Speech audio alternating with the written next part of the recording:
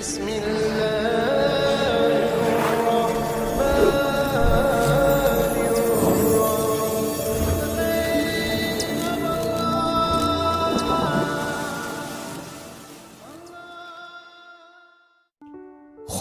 ini hanya akan menjadi kata-kata tidak bermakna, bahkan khutbah Jumat menjadi batal kalau tidak disebut namanya.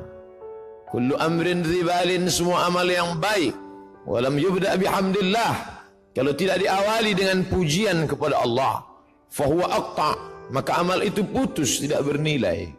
Maka khatib mengawali dengan namanya, Alhamdulillahi Rabbil Alamin. Hidup ini pun tidak bermakna.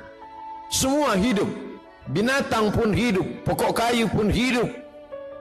Lalu apa bedanya dengan hidup manusia?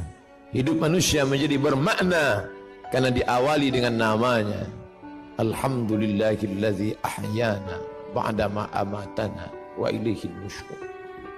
Makanan hanyalah sebagai calon-calon sampah bakteri busuk.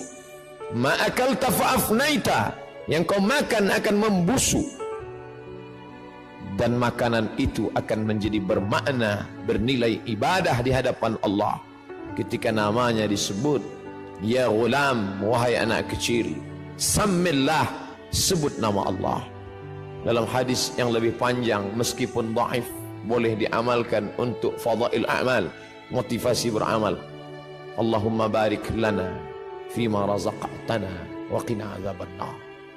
Menyebut namanya merubah sampah menjadi ibadah. Menyebut namanya kata-kata tak bermakna menjadi ibadah. Menuliskan namanya di kertas yang sebelumnya hanyalah goresan tinta di atas kertas yang hampa tak bermakna, tapi kemudian ketika nama itu ada di atasnya, maka menjadi sucilah dia. La yamassuhu illal mutahharun, tidak boleh disentuh kecuali oleh orang-orang yang suci, bersih daripada hadas, bersih sebagai najis. Innahu min Sulaiman wa innahu bismillahirrahmanirrahim. Hati yang cemas, hati yang gundah, hati yang sedih, tiba-tiba kesedihan, kecemasan, ketakutan menjadi hilang ketika disebut namanya. Ya Muhammad, ya Rasulullah. Andai orang kafir Quraisy itu menoleh ke bawah, tentulah mereka akan menangkap kita, tentulah mereka akan membunuh kita, karena kita sudah lari dari kejaran mereka. Idhuma fil ghari, ketika mereka berdua berada di dalam gua. Idh yaqulu li sahibihi, ketika dia berkata kepada sahabatnya yang sedang ketakutan, cemas, la tahzan, jangan takut, jangan cemas, jangan khawatir, innallaha ma'ana, Allah bersama kita.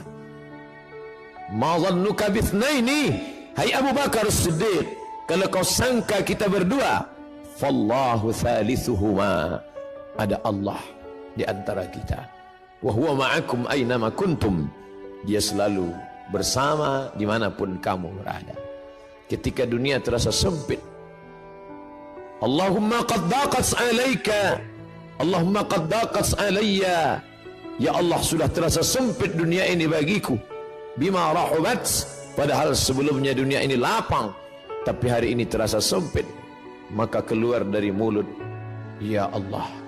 Idza daqat alaika dunya faqul ya Allah.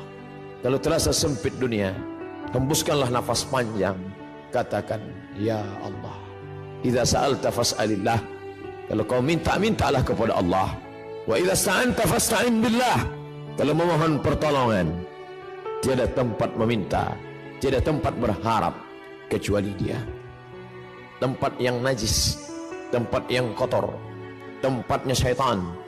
Tapi ketika namanya disebut, tempat itu pun berubah menjadi bernilai ibadah. Allahumma inni a'udzubika minal khubuthi wal khaba'ith.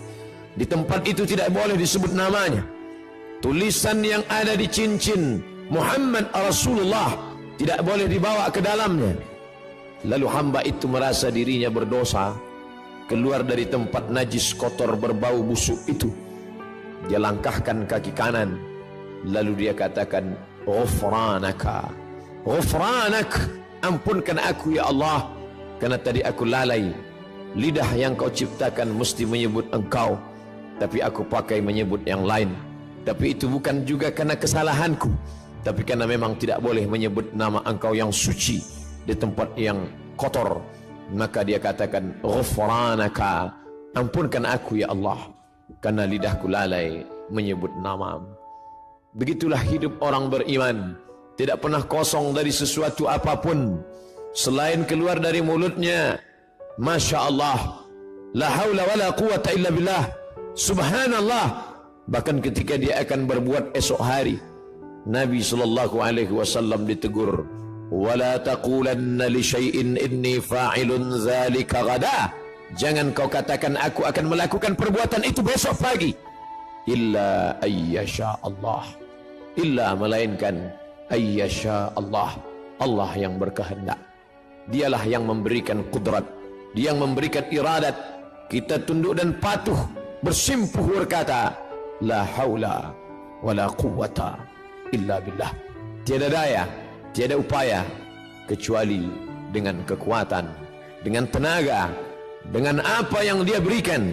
Dan sampai masanya semua itu akan diminta, dituntut, diminta pertanggungjawaban di hadapan Allah Subhanahu wa ta'ala.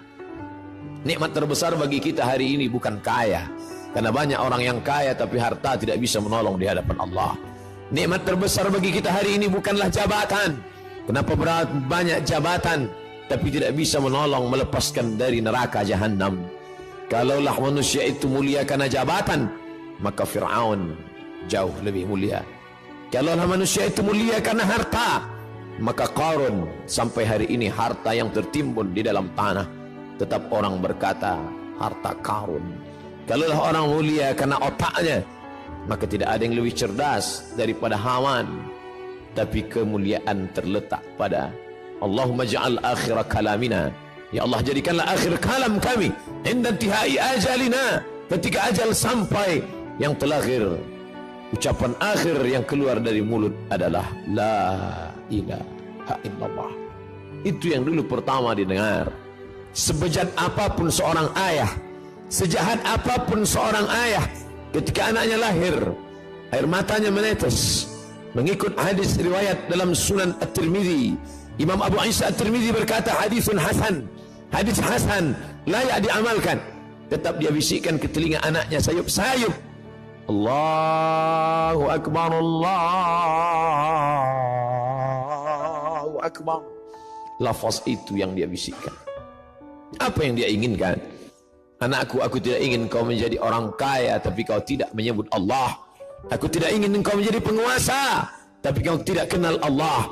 Aku tidak ingin engkau menjadi orang yang cerdas, IP-mu 4 di atas rata-rata, orang memuji mengagungkanmu, tapi kau tidak mengenal Allah. Aku hanya ingin saat di akhir hayatku, saat aku terbujur kaku, yang terakhir membisikkan ke telingaku lafaz Allah. Dan yang mengajarkannya dulu adalah aku saat matamu belum terbuka, saat mulutmu menganga karena tangisan. Tapi ketika bisikan itu sayup-sayup masuk ke pangkal telinga, tertancap ke dalam lubuk hati yang paling dalam, saat itu pun kau juga akan membisikkan ke telingaku, laqinu mautakum, talqinkan orang yang mati sakratul maut di antara kamu dengan bunyi kalimat la ilaha illallah. La taqumus sa'ah, dunia tidak akan kiamat selama masih ada orang berjalan di atas muka bumi berkata yaqulu Allah, Allah. Kalau kau katakan ya Rahman, idza taqulu, idza qulta, kalau kau katakan idza da'awtahu ya Allah, idza da'awtahu ya Rahman, idza da'awtahu ya Rahim, idza da'awtahu ya Rahman faqad wasaftahu birrahmah. Kalau kau panggil dia ya Rahman, maka saat itu engkau sedang memberikan sifat rahmah, kasih sayang. Saat kau panggil dia ya Aziz, saat itu engkau sedang memberikan sifat izzah, keperkasaan, keagungan, kemuliaan. Tapi saat kau katakan ya Allah, idza da'awtahu ya Allah, kalau kau panggil dia dengan nama ya Allah, laqad wasaftahu bi jami'i sifatil kamal wal jalal, saat itu engkau sedang menyebut dia dengan nama-nama, sifat-sifat keindahan dan kemuliaan. Jangan hanya kau cukapkan, jangan hanya kau katakan, jangan hanya kau lantunkan di ujung lidahmu.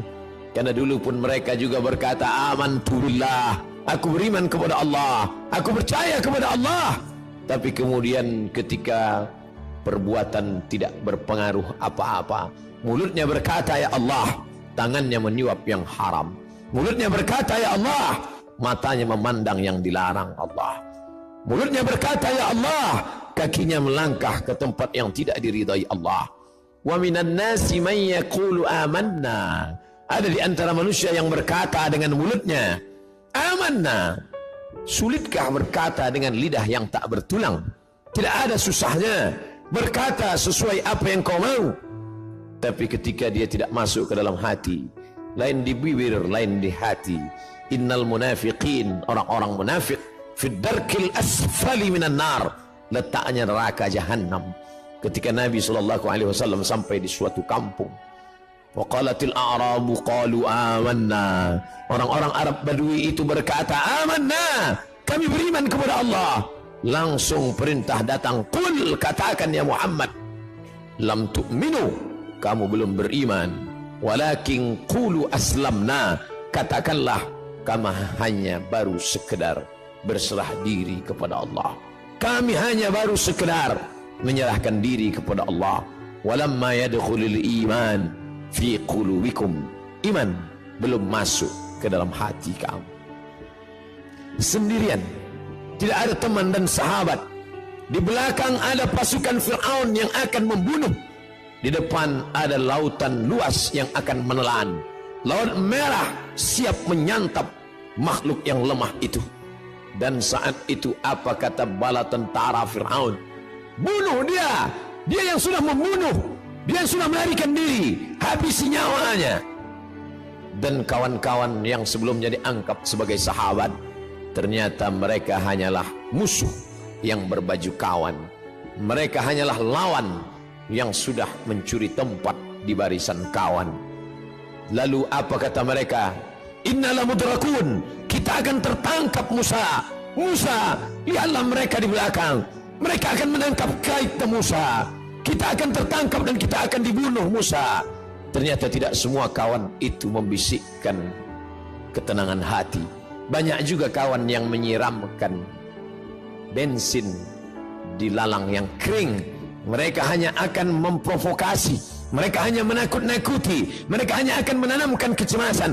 Innala mudrakun, mereka akan menangkap kita. Apa yang keluar dari mulut Musa? Kalla, kalla, sekali-kali tidak. Inna ma'iya rahbi sayahdin, inna ma'iya rabbi sayahdin, bersamaku ada Allah. Kalian mungkin tidak bersama Allah, tapi bersamaku ada Allah. Merenung sejenak, keluarkah kalimat Allah dari mulut kita ketika kesusahan datang? Keluarkah kalimat Allah dari mulut kita ketika sumpah serapah datang? Atau dia hanya kata-kata yang bersemayam saat hati senang? Kalau kesenangan dan kesusahan membuat berbeda, pujian membuat melambung, caci maki membuat murung, sesungguhnya belumlah kita beramal mukhlishina lahuddin.